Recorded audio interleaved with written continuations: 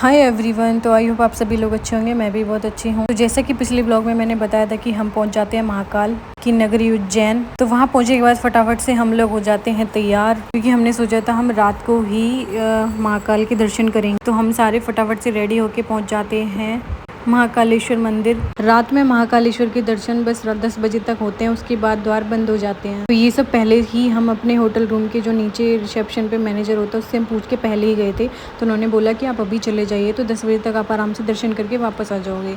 तो हम सारे फिर हमने सोचा कि अब हमें करना भी क्या है, तो हम सारे निकल पड़ते हैं। तो हमने बिना देर किए फटाफट से ऑटो लिया और हम पहुँच गए यहाँ।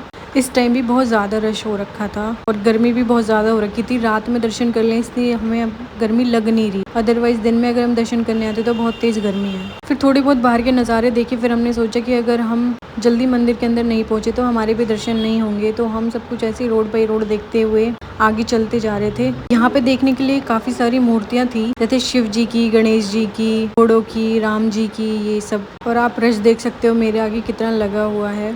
और मेन गेट से मंदिर कम से कम 1 किलोमीटर दूर है और भी ज़्यादा ही होगा। तो फटाफट से हमने अपनी चप्पलें उतारी इसके सामने, जिससे हमें याद रहे, और हम निकल पड़े आगे। कुछ लोग वीआईपी एंट्री से भी जा रहे थे, बट हमने सोचा यार अगर इतनी दूर से आए हैं तो वीआईपी में करने का कोई फ़ायदा नहीं है, अपना थोड़े स्ट्रगल करेंगे और जाएंगे अंदर, क्योंकि वीआईपी एंट्री में इतना सुकून नहीं मिलता जितना लाइन में लग के बाबा के लिए वो करना, इंतज़ार करना। तो हम पहुँच जाते हैं लाइन की साइड, जहाँ एक साइड लड़कियों की लाइन थी और एक साइड जेंट्स की लाइन थी।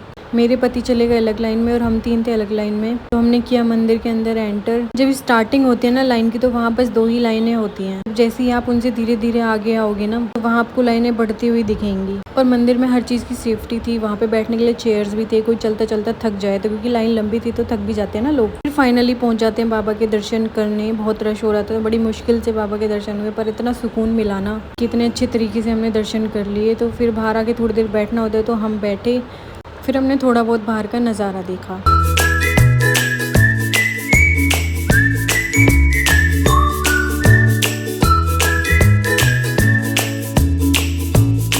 मैं अभी चलते चलते थक गई थी। मैंने अपने पति को बोला मेरे को भी पकड़ के खींचो, क्योंकि हम सुबह के चले हुए थे, रात हो गई थी हमें चलते चलते, शरीर थोड़ा थक गया। फिर हम जाते हैं भारत माता मंदिर, जहाँ पर भारत माता मंदिर से पहले ही हमें एक उसके अंदर एक हॉल बना हुआ था, जिसमें एक मूवी लगाते हैं वो लोग, में काल भैरव, महाकालेश्वर, ओमकालेश्वर, जितने भी ज्योतिर्लिंग है वो कैसे उत्पन्न हुए ये सब बताया जाता है। तो वहाँ पर हमने टिकट ली 75 पर पर्सन। तो हम 4 लोग थे, क्योंकि अपनी संस्कृति के बारे में सबको पता होना चाहिए, इसलिए हम सारे बैठे अंदर और हमने देखा कि कैसे कैसे क्या हुआ था। अगर आप लोग भी वहाँ जा रहे हो तो ये मूवी ज़रूर देखना, उससे आपको बहुत कुछ सीखने को मिलेगा। हम गए भारत माता मंदिर, वहाँ भारत माता के दर्शन किए, थोड़ा आसपास का व्यू देखा और हम आ गए बाहर।